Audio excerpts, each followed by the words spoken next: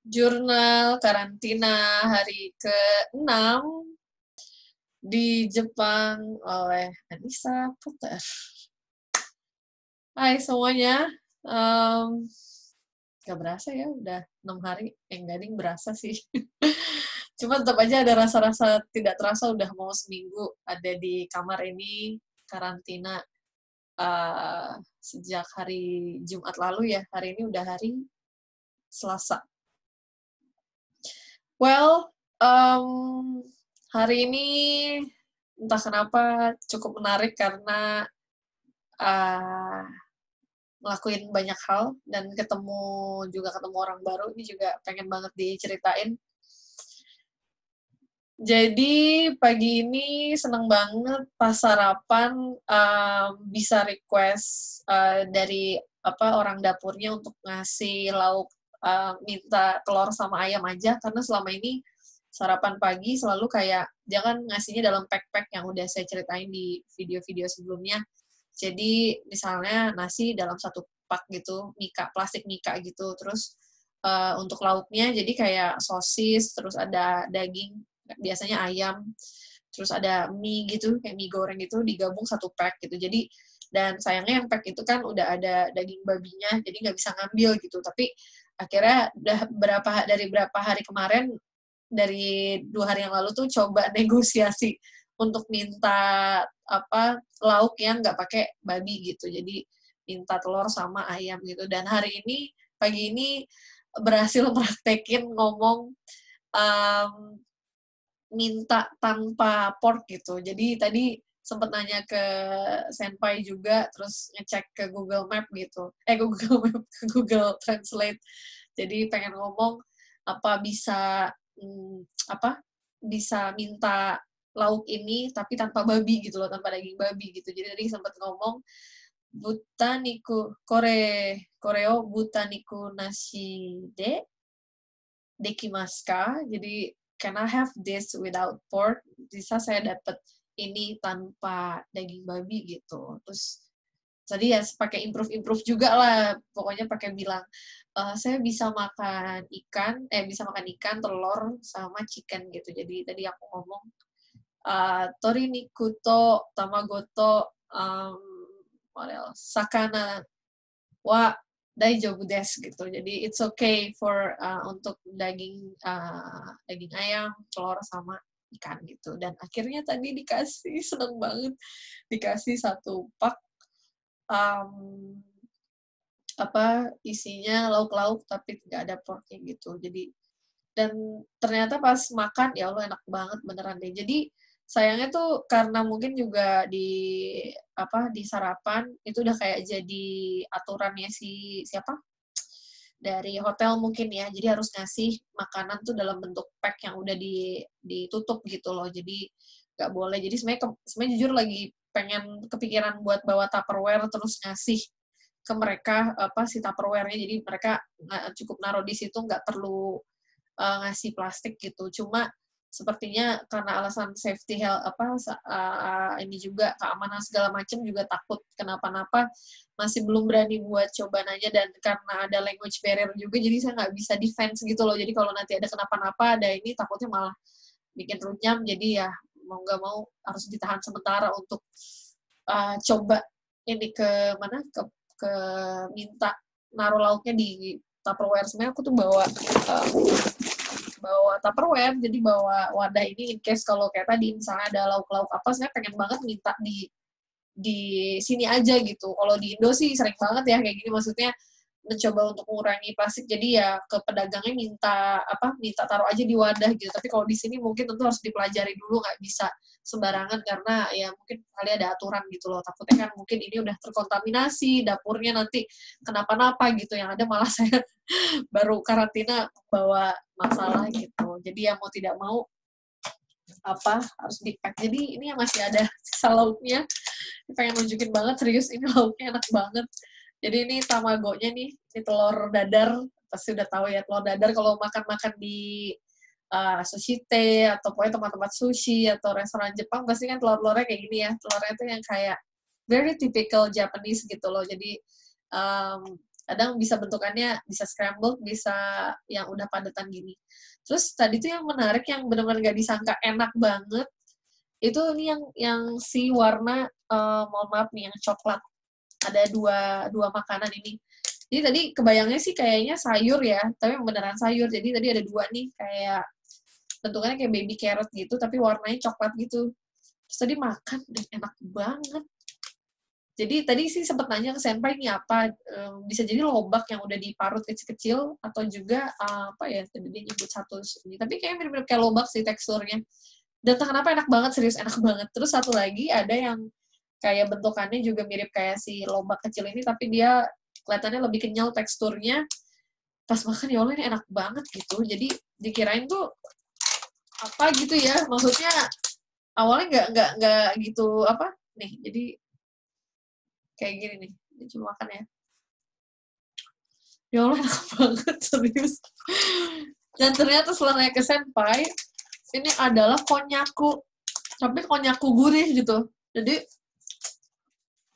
yang saya tahu kan konyaku tuh identiknya manis ya. Jadi kayak buat dessert gitu, atau buat apa pokoknya yang manis-manis gitu. Ternyata di sini bisa disajiin konyaku rasa gurih. Jadi ini kayak asin-asin gitu, kayak nggak tahu, kayak ada micin gitu.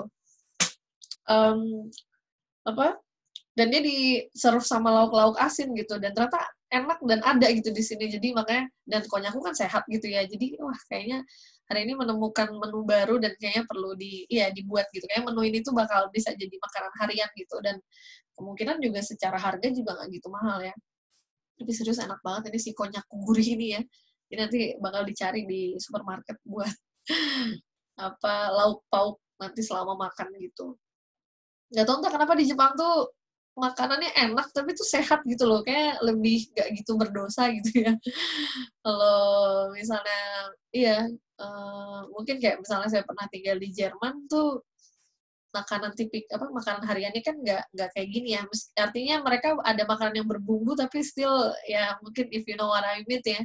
If you know what I mean, kayak makanan Eropa sebumbu-bumbunya tetap tidak greng kita gitu loh, tidak se-strong kita gitu. Dan tapi yang menarik kalau di negara Asia Timur tuh ya ada mirip-mirip sama negara kita, tentunya meski ada kearifan lokal sendiri-sendiri, tapi enak gitu. Aku tuh emang nggak tahu, emang dasarnya suka makanan Asia ya. Jadi basically saya tuh suka banget Chinese food, Korean food, um, ya Japanese food, Indonesian, um, makanan Filipina juga enak, Malaysia juga ya enak, meski karena kita mungkin serumpun gitu. Makanan Thailand karena mungkin cenderung lebih asem, nggak tahu identiknya selalu aja ingetnya sama tom yum, saya nggak gitu suka asem, jadi agak kurang, tapi tetap makanan Thailand di luar tom yum pun juga enak gitu, acceptable gitu loh, nikmat gitu. Ya, saya emang tipe orang yang masih makan tuh harus nikmat gitu, bukan makan supaya sehat gitu. Jadi memang di sini kayaknya Jepang tuh ngasih win-win solution gitu loh buat saya. Jadi ngasih nawarin makanan yang bisa dibilang enak, bisa dinikmatin, tapi juga ada rasa sehat gitu loh, ada perasaan healthy gitu loh. Jadi nggak gitu oily, nggak gitu lagi ya, gitu. Ya gitulah, tahu sendiri ya, makanan kadang ya ada beberapa makanan-makanan yang bisa dibilang kurang sehat gitu kan. Ya, jadi hari ini senang banget bisa nyobain akhirnya dapat lauk gitu, bisa makan nasi pakai lauk. Tapi karena udah belengker banget ya pagi makan nasi gitu, tadi ya nyempetin makan roti apa sama keju, roti croissant mini gitu pakai keju. Jadi pagi ini agak bule gitu ya, jadi minum susu putih sama roti sama keju. Dan entah kenapa nggak tahu di sini rasanya kayak enak-enak aja, nggak tahu kayak rasanya tuh makan apa tuh enak gitu, enak mulu gitu. Itu iya tadi pagi makan itu, terus agak siangan udah makan nasi sama lauk tadi, terus ternyata masih ada sisa, niatnya mau dimakan lagi di sini. Iya, abis itu hari ini mulai tune in ke dunia akademik, mulai explore website kampus, apa sistem online-nya kampus kan, kita dapat akun ya buat bisa akses beberapa informasi. Jadi tadi mulai kayak touring-touring keliling-keliling, lihat-lihat apa aja, terus habis itu karena lagi ada deadline buat submit research plan, jadi mulai ngelihat formnya kayak apa, terus ternyata harus beberapa data yang diisi gitu. Terus kebetulan juga masih ada utang untuk mencari dasar teori atau theoretical framework buat rencana riset saya nanti. Dan I know it's not instant process gitu, tapi pengennya sih cepet bisa dapet aha momennya gitu loh untuk menemukan I think this is a good framework gitu. Jadi tadi ya sempat browsing terus nemu satu materi lagi dibaca-baca gitu. Dan proses gitu kan, baca, berpikir itu kadang terlihat kayak gampang gitu ya, kayak cuma duduk ini, tapi apa ya, di dalam pikiran tuh ya tadi, maksudnya kadang kemana-mana, terus ada aja gitu loh yang ini gini, terus kadang ada rasa sense of doubt juga gitu loh, kadang ngerasa kayak ragu, ini bisa nggak ya, kayak gitu. Meski ini just a start ya, saya kadang kalau dengar cerita dari teman-teman yang lagi udah sekolah, udah lebih awal gitu ya, everyone have their own struggles gitu kan, jadi maybe I will have my own and start from now, berkecamuk di dalam pikiran gitu ya untuk rencana risetnya.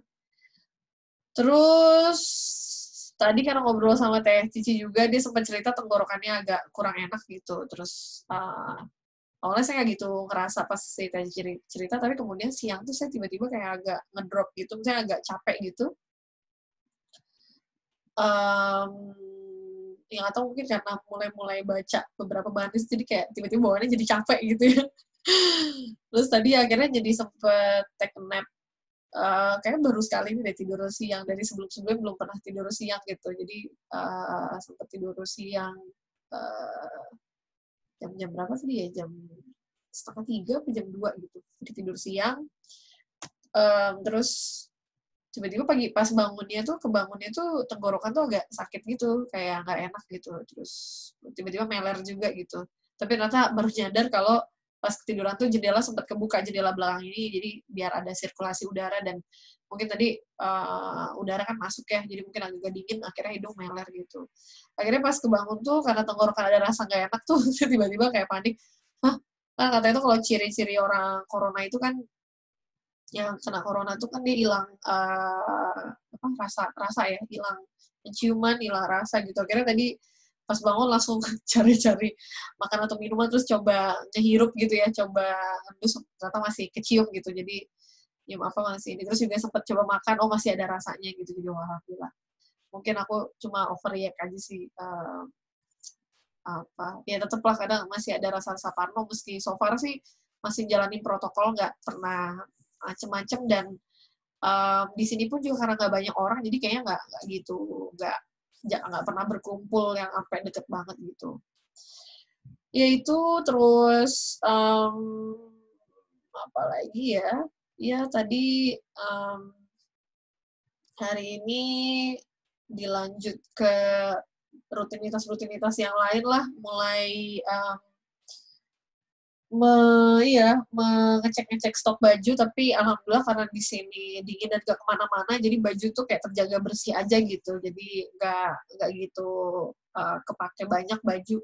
Dan yang pernah saya bilang sebelumnya, di hotel ini dikasih piyama, jadi kalau cocok ya, maksudnya yang piyama kayak daster itu, sebenarnya kita baju tidur yang kita bawa gitu nggak kepake sebenarnya, karena bisa pakai baju dari sini. Dan bajunya kalau udah kita pakai bisa taruh di depan kamar, nanti diambil sama housekeeping buat dibersihin, dan kita ambil baru lagi di lobby gitu. Jadi sebenarnya nggak perlu khawatir kalau soal baju ya.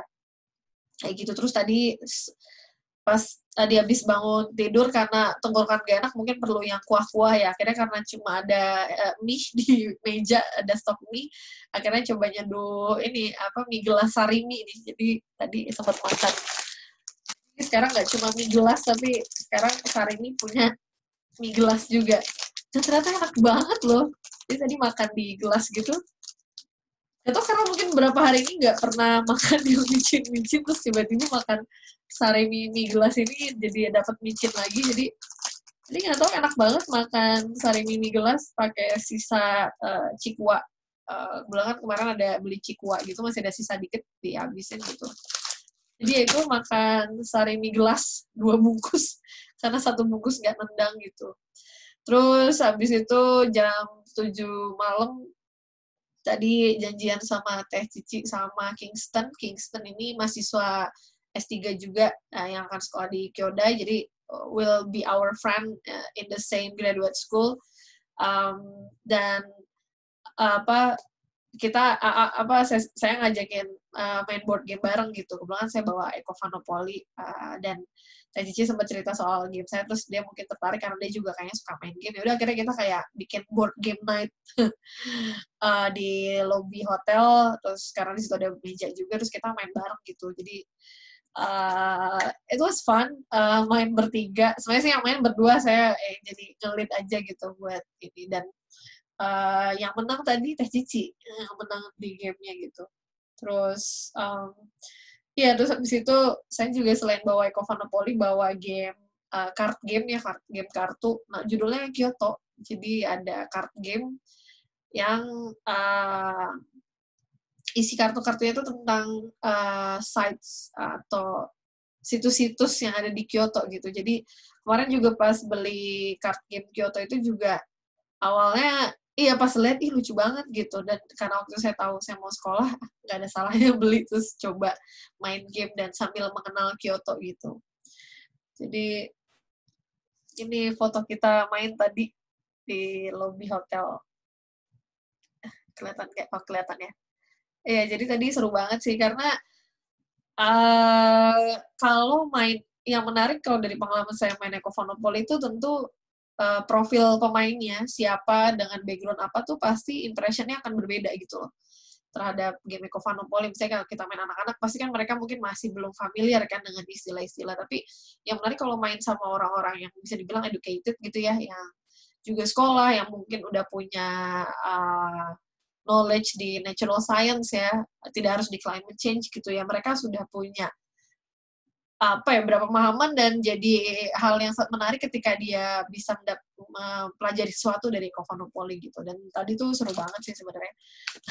Dan ketawa ketiwi lah gitu. Berperang siapa yang berkurang karbon, dan kita tiba-tiba punya inisiasi pengen ngadain kayak semacam turnamen atau kayak kompetisi antar lab atau pokoknya antar orang lah nanti di kampus gitu. Bakal jadi seru juga sih kalau bisa dibuat ya sesi main game bareng gitu. Ya gitu karena berhubung all my life tuh nggak jauh-jauh dari Ecovanopoly, jadi memang kayak ibaratnya yang udah menghabiskan banyak waktu main game sama banyak orang dan nggak pernah ngasih rasa bosen gitu loh. Jadi saya nggak tahu kenapa nggak pernah ada rasa main lagi dan ngerasa polanya sama, karena setiap kali main selalu ada aja hal baru yang dipelajari gitu. Jadi ya gitu. Jadi hari ini mungkin cukup membuka lagi pemikiran saya terhadap Ecovanopoly dan bisa lihat dari perspektif dari orang lain gitu. Terus setelah main gak lama, awalnya tadi mau langsung balik, terus tiba-tiba tak sengaja di lobby itu ada 2 orang Indonesia. Jadi tadi pas lagi ngambil air, jadi di lobby itu ada air dingin, air es gitu, saya ngambil ngisi di tumbler. Tiba-tiba dari belakang ada yang ngomong, sekolah ya Mbak, sekolah. Terus saya kayak agak kaget gitu. Oh iya, Bapak dari Indonesia ya gitu. Karena kadang di sini agak susah juga untuk melihat orang Indonesia kah, orang Filipin kah gitu, karena mungkin wajahnya agak mirip-mirip juga. Dan kita baru bisa tahu kalau dia ngomong bahasa Indonesia gitu kan, jadi takut salah juga gitu. Akhirnya pas tadi saya ditanya di sekolah, oh iya Pak gitu, oh Bapak dari Indonesia juga gitu. Terus seperti biasa ya, very typical Indonesian, kita langsung tiba-tiba friendly gitu kan. Kita langsung tiba-tiba ngobrol, dan ternyata kedua bapak ini saya takut lupa saya pengen nyebut namanya tadi, makanya saya sempat nanya gitu, karena saya kadang suka nyesel kalau kenalan sama orang tuh suka lupa nanya nama, dan kalaupun kenalan terus lupa gitu. Jadi mungkin jurnal ini buat bisa menjadi arsip untuk menyimpan pertemuan saya sama 2 bapak ini.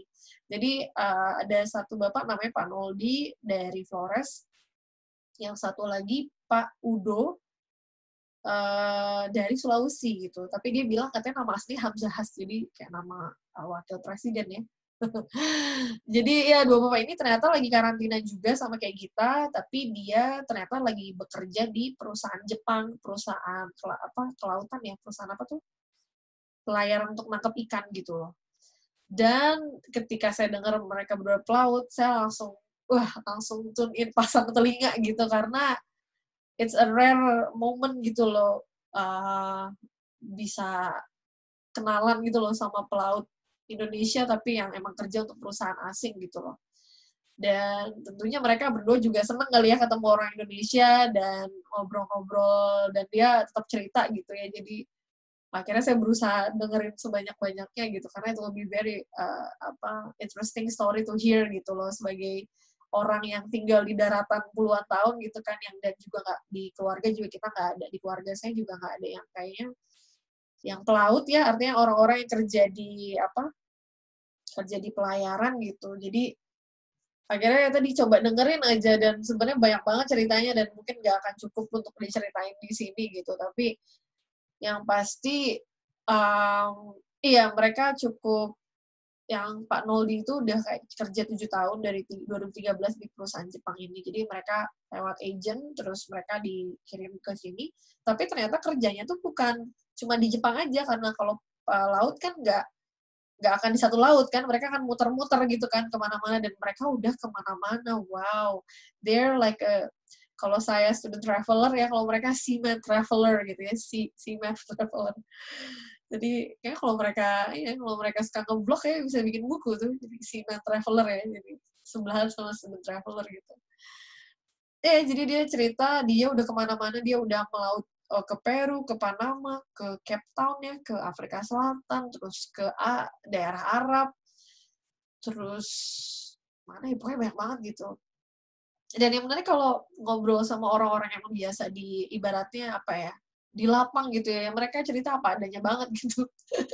Cerita ya macam-macam lah gitu, plus minus dia cerita kayak orang Indonesia ini terkenal paling paling paling onar lah gitu loh, paling berisik, rame, tapi tentunya yang jadi satu hal yang perlu dibanggain tuh jadi orang Indonesia tuh, kita tuh kompak banget gitu loh. Kita tuh, ya kita kan sangat guyup ya, sangat ngumpul, tapi ya kita di situ muncul kekeluargaan gitu loh, kita berusaha menjaga satu sama lain gitu, dan dia cerita soal itu gitu. Dan di kacamata saya sebagai punya pengalaman jadi student luar negeri ya, itu mungkin yang jadi satu value yang kita pegang gitu. Kita tuh saling kenal, saling, saya ngerasa kita ya, meski mungkin bukan saya aja gitu ya, saya tidak merasa orang yang cukup bisa bantu banyak orang juga gitu, tapi kalau ngelihat secara umum gitu, orang Indonesia tuh ya kayak ya mencoba ada rasa-rasa saling mau bantu, ya itu dia gotong royong pokoknya gitu-gitulah gitu. Dan dia bilang pelaut-pelaut Indonesia juga kayak gitu loh, jadi kompak banget gitu, karena katanya, dan itu dia yang menarik, katanya mereka kalau mereka nggak kompak tuh ya abis gitu loh di jalan dimanapun gitu, karena ya bisa perlu diakui ya, kalau saya bisa lihat kalau asumsinya kehidupan laut kan mungkin jauh lebih keras gitu ya dari kehidupan yang lain gitu loh. Jadi ya mungkin ibaratnya kalau nggak kuat ya dijailin gitu loh, dijailin atau kena apa, ada aja gitu. Terus tadi dia juga cerita kalau nggak ini mah kenapa-napa bisa masuk penjara atau apa gitu. Dan biasanya orang Indonesia saling bantu gitu ya. Terlepas dari bantunya legal-ilegal saya nggak tahu ya. Nggak sampai ke situ. Dan terus tadi dia cerita, dia ketemu orang Indonesia yang juga sama yang kerja gitu, kayaknya kerja bersih-bersihin di hotel ini. Kata dia, iya pas sempet kayak ditanya, dia nggak mau ngomong gitu, kayak malu gitu loh ketemu orang Indonesia lagi gitu. Dia heran, terus dia bilang kalau anak mahasiswa mah ini ya nggak mau diajak ngomong gitu.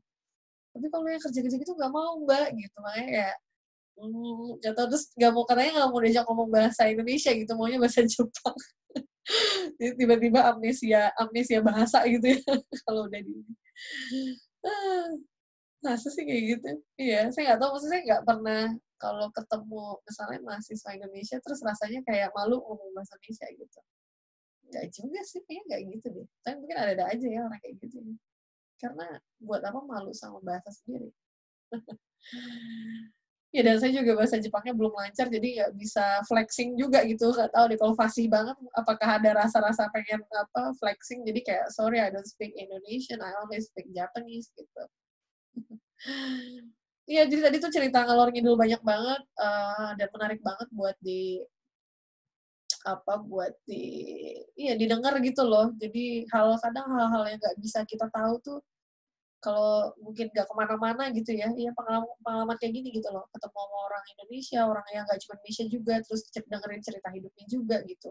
Dan ternyata yang satu Pak Udo ini dia orang Cicurug, jadi dia tinggal di Cicurug, kayaknya istrinya orang Cicurug, terus ya dia juga udah lama juga berlayar gitu kan, jadi ya sesekali pulang gitu. Jadi mereka ternyata karantina, ternyata mereka baru cuti, jadi baru pulang kampung ke Indonesia, cuma sebulan atau beberapa bulan, tapi ternyata mereka tuh nggak gitu terdampak sama efek corona ini. Jadi kan kalau mungkin beberapa bulan selama pandemi ini kan beberapa visa apa kan disuspend ya, dibatalkan, nggak bisa. Jadi kita nggak bisa pergi. Tapi ternyata kalau pelaut ini ada semacam exception gitu loh. Jadi ya karena kan mereka ternyata saya baru tahu visa mereka itu bukan visa negara gitu. Jadi kalau misalnya mereka mau berlayar di 5 negara, nah apakah ada 5 visa tertempel? Ternyata enggak, mereka punya namanya kayak visa bebas katanya sebutannya. Jadi intinya tuh kayak bisa kemana aja bebas gitu loh. Jadi tidak ada negara, tapi kalau mau balik katanya perlu bikin visa gitu. Kalau mau balik ke mana gitu, jadi negara tujuan itu harus ada visanya gitu di luar Indonesia. Jadi ya terus dia cerita juga ya apa soal kalau di Cape Town itu karena banyak Cape Town kan daerah pelabuhan dan tentunya kalau di kayak pelabuhan-pelabuhan pasti kan ada bar, ada diskotik atau apa gitu dan pasti kan orang kadang perlu fun ya, perlu have fun setelah berbulan-bulan di laut yang mungkin bisa dibilang boring kali ya, nggak ada kehidupan. Nah biasanya pelaut-pelaut kan main di bar atau diskotik dan tadi si bapaknya bilang kayak Mbak apa kita ini yang memajukan perekonomian Cape Town. Jadi dia bilang yang bikin Cape Town kaya itu maksudnya artinya yang pelaku-pelaku bisnis di bar apa tuh ya itu karena orang Indonesia, karena orang Indonesia tuh know how to do party hard gitu loh. Jadi jadi tadi yang lucu aja sih dengerin ceritanya kayak apa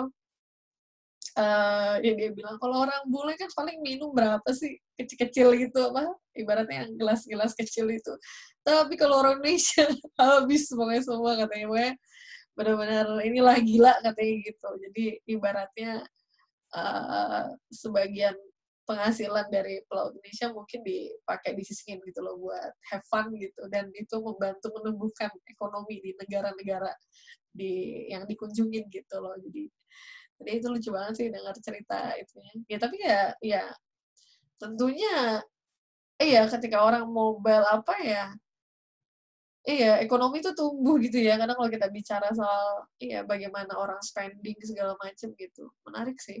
Jadi katanya juga itu kenapa juga imbasnya adalah orang-orang Cape Town pun juga nggak Cape Town ya, mungkin kali di lingkungan tadi ya, di lingkungan itu lingkungan pelabuhan atau apa ya, orang Indonesia mungkin kayak dijaga, bukan dijaga, di inilah, nggak orang nggak akan macem-macem gitu loh, karena ya kalau mungkin dimacem-macemin apa ya, nggak artinya customer-nya nggak ada gitu kan, customer di diskotik, bar, atau restoran gitu. Jadi, ya nggak tahu lucu aja dengar cerita-ceritanya. Tadi banyak banget sih dengar ceritanya kayak, oh my god, it's pretty interesting dan mereka begitu mengagumi karena mereka kerja sama orang Jepang ya. Mereka tuh mengagumi betapa canggihnya gitu loh sistem pelayaran kelautan Jepang dan memang ternyata untuk kelautan kan tuh kan Jepang tuh top lah gitu loh dibanding negara-negara lain gitu. Dan saya dengar juga secara profesionalitas ya, cara mereka men-treat karyawannya gitu ya, ABK ya, anak buah kapal ya. Mereka tuh cukup fair gitu loh. Kadang tadi saya juga cerita gitu, Pak, saya suka lihat berita-berita tapi kadang beritanya kok nyerem-nyeremin ya gitu yang soal pelaut dari satu negara.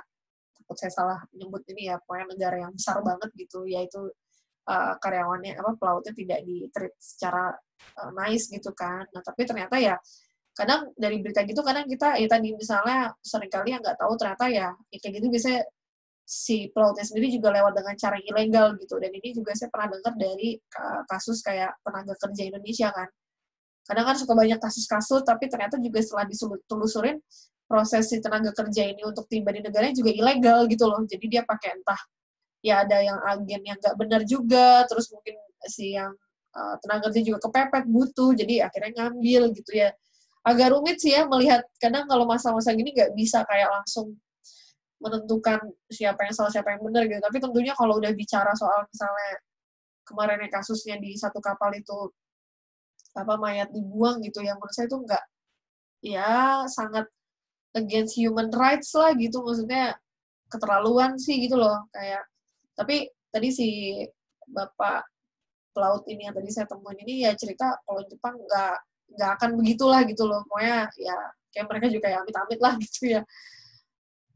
Dan ketika dia cerita kalau misalnya ada ABK yang sakit gitu ya, itu kapal akan segera merapat ke negara yang terdekat gitu loh, dan langsung kayak ngubungin dokter segala macam untuk bisa ngobatin si ABK yang sakit gitu. Jadi mereka cukup inilah, ya artinya mengedepankan hal-hal yang sifatnya ya itu udah menjadi basic needs gitu loh, udah jadi kewajiban. Dan tentunya kan kalau ABK pasti punya asuransi kan, dan apalagi pelaut ini pekerjaan yang sangat high risk gitu loh, jadi ya pastinya itu udah jadi barang wajib gitu kan.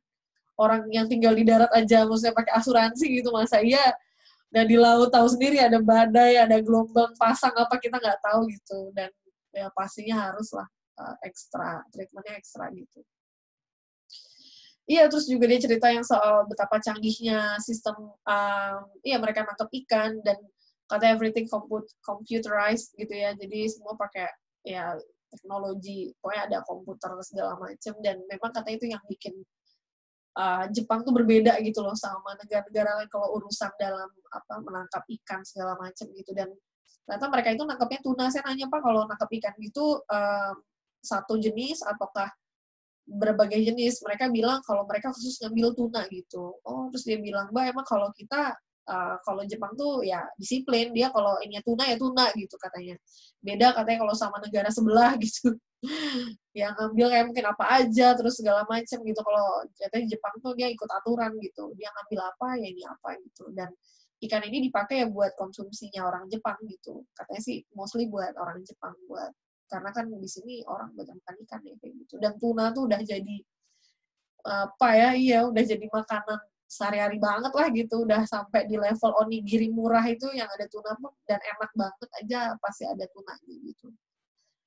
Ya kayak gitu. Jadi kalau tadi di recall lagi ceritanya sebenarnya banyak banget gitu, dan kayaknya menarik kalau dibuat tulisan ya. Aku nggak tahu kapan akan nulis lagi. Karena sekarang harus mulai sibuknya nulisnya buat riset. Jadi jangan sampai terabaikan. Well, that's it. Hari ini karena dengar cerita banyak orang, bawaannya pengen cerita mulu, tapi kita masih ada lagi beberapa hari ke depan. Dan semoga there will be another good day for quarantine, dan pastinya sehat selalu. Oke, terima kasih. See you di next quarantine. Bye-bye.